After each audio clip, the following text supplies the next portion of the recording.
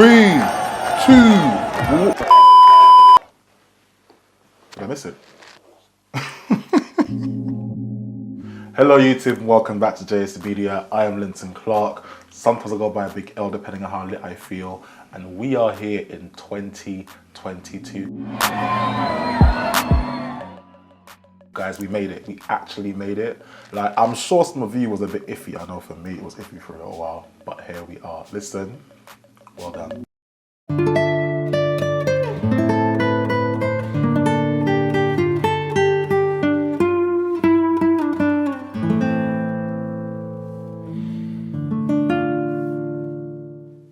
So first of all, guys, can I just say thank you so much for everyone who's checked out the last video. I'm sure you can see we have a different setup right now because I am currently in the process of filming tests, pilots, and all kinds of things. So we are looking at how we can use the space differently, especially to film our interviews. I know you all want the SAUCE talk show. It's coming, guys. It really is. Bear with me.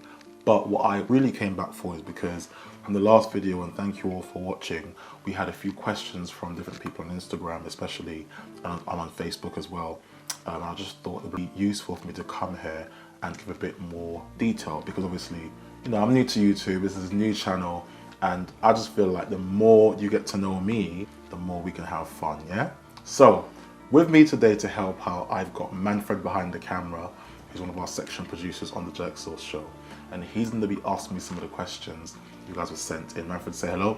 Hello. That's Manfred. So, he's asking the questions to me, and I'm going to try and answer as best as I can, all right? So your first question is, what's unique about the GS platform? Wow, just straight in. Guys, I'm new, like this is a very big question. Actually, you know what, I was talking to my mentor, Dr. Kemal, Nance. He lives in America, just outside Chicago in a place called Urbana-Champaign. I love saying Urbana-Champaign. And he asked me a question like this after watching the first video. And I didn't have an answer for him, but I've had a chance to think about it more having had that conversation. And I feel like what makes the JS Media platform unique is it's really important to me that we're inciting a surge of consciousness. I say for you again. It's really important for me that we are inciting a surge of consciousness. And what I mean by that is dealing with reality in a way that is responsible, being very intentional about what it is that we're doing with our time, our words, our energy. I'm not here to be a guru, I'm not here to tell you what to do, but I just feel like we shouldn't only think about spiritual things at church, and we shouldn't only think about mental health in the therapist office. From this platform, I want there to be a real intentionality. I want us to have that focus like on at all times. Your second question is, what void are you trying to fill? These are really big questions. The truth is, I want to make content that I want to watch. Guys, I love YouTube. I watch a lot of YouTube, more so than normal TV or anything else. I've got, what, 4 TVs in the house, and all of what I watch is streaming on YouTube, right? When it comes to a void, I want to see more sobering conversations, to be honest, on YouTube, especially coming from my perspective, you know, a black male perspective. I was born in Jamaica, I was raised in the UK, I've worked in education for a very long time. I've also got a creative background, and I think each of those offers a different perspective, a different lens to conversations. I haven't seen that before, not in that unique way. The unique experiences that I've had allows me to look at things in the panoramic kind of viewpoint. Deep diving more into that. For me, as somebody who is a creative, one of the challenges we always have is how to make work, right? And honestly, I want JS Media as a platform to provide a space, the launch pad for other creatives to come and sit and produce and create alongside with me. I'm really using myself as a guinea pig, creating my own talk show, hosting my own talk show, and producing it. By doing that, I'm hoping that I can build the traffic on this channel so that as other creators come along and they want to make work, it's easier for them to benefit from the traffic we already have to get, you know, their idea going. The perspective that I'm going to take on this channel is to be authentic in sharing, you know, what I haven't seen out there. Because let's be honest, you look on YouTube, and as far as black male creators in the UK is concerned, you got the young ones. They're just very, I think we'll say casual, but I'm 33, I'm a grown man, so I think there's something in that is missing. all the people that I know of that age who are successful or have a career, they're too busy or too focused on their corporate pursuits to do this. And I think, well, there's a space and I have time on my hands, why not? So that's one of the voids that I'm trying to fill. And I've got like endless show ideas for you. My friends think I should be an agony aunt or agony uncle.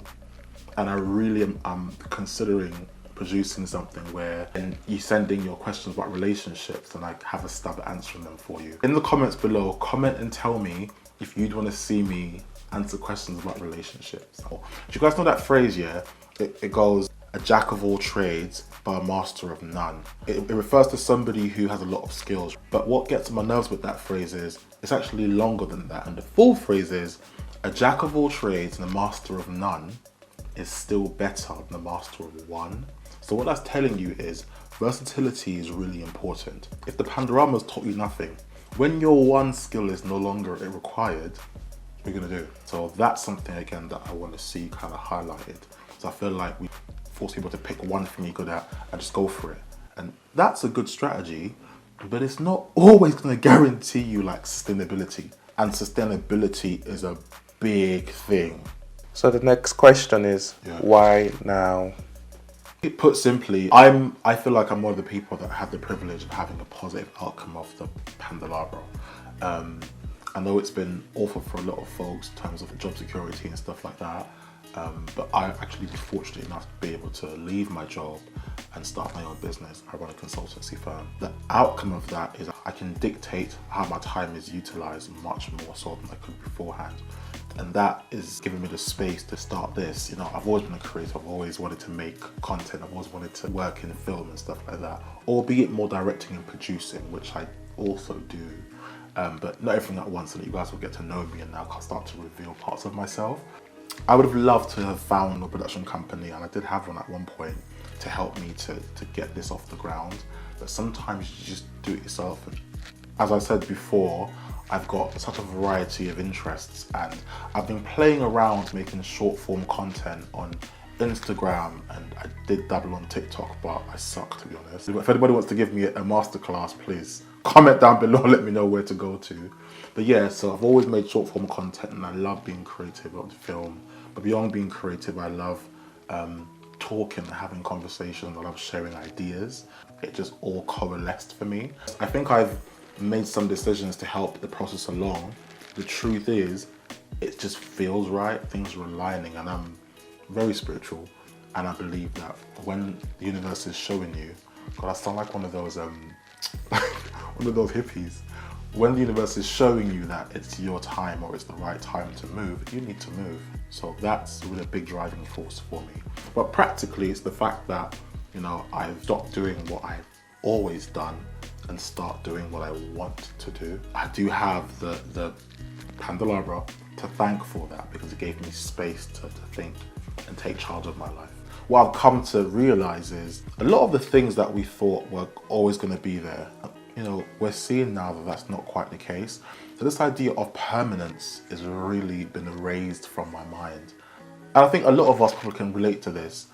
I've seen a lot of jobs that used to be very secure disappear. And it's really made me think to myself, gosh, maybe my gut has been right all these years. I just think that you have to be innovative and willing to adapt to changes, and that is the true way to like survive. Because if you just stick to doing the same old thing all the time, then you're reliant on your environment being the key to your success. But if you can be adaptable, you know how to set up your shop in a new environment, I think that makes you really capable of being successful. So this is me putting myself out there and being brave enough to say, let me change the way that I do things. Rather than looking for a new job or going somewhere like happy or whatever, let me create my own opportunity to work and do things in the way that I think is right. So the next question is there a specific audience you would like to reach, and why?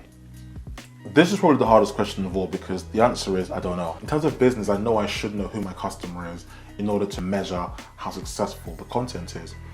As a recovering perfectionist, I thought about that question so much that it made me not want to make content out there. I said, you know what? I would not be my own inner saboteur. I don't want to cause myself to not be great I'm too scared of what might happen. I'd rather just do it and see what happens and then react to that, because then I have actually some data that I can use. I love data. I would like my audience to be anybody who has the courage to be open, to be vulnerable, open to change, open to new things. I've had to really learn in my life how to just drop the shoulders, relax a little bit, and be willing to give in to change. The times in my life when I found myself in really hot water are the times when I've been the most hard-headed. And the times that I've experienced the most joy and the most pleasure is when I've been vulnerable. And I feel like, especially as a 6'7" black man from Jamaica, that's not natural to me. Trust me, it's not natural to me at all. But in coming to acquire that skill, and it is a skill, you have to work on it, it's really changed my life. And if it's changed my life, then who else's life might it change? So the audience that I'm looking for are people who are in tune enough with themselves, or at least they want to be, and they're open to be vulnerable and learn together and make mistakes and play and have fun and laugh. Just be human, man. So the last question is, Yeah. Someone said, what are you trying to get at? I'm trying to get at, just do it. Don't let things hold you back.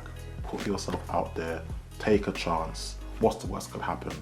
A lot of this is a learning process for me, you know. I'm teaching myself and training myself to be brave and bold.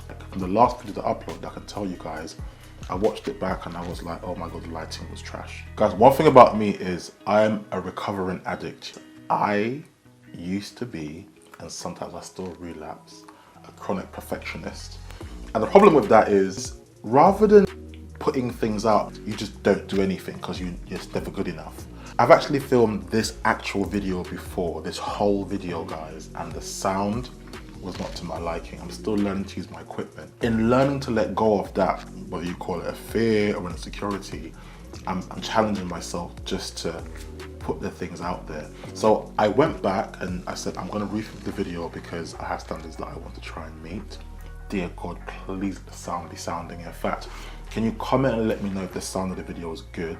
But what I'm going to do, challenge myself, is I'm going to put the original version of this video on my Patreon so you guys can go and see the flaws and mistakes that I've made. And if that's not enough for you to get up and do the thing you've been scared of, then I don't know what's gonna be enough for you.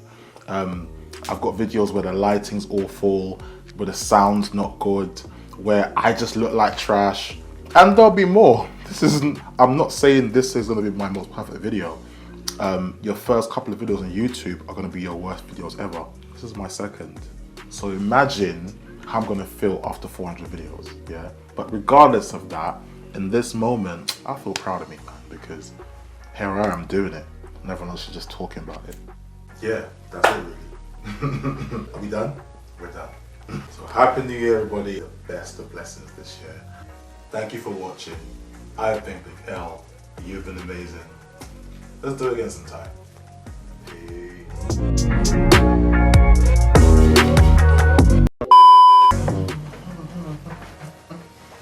No, Megan did not do that.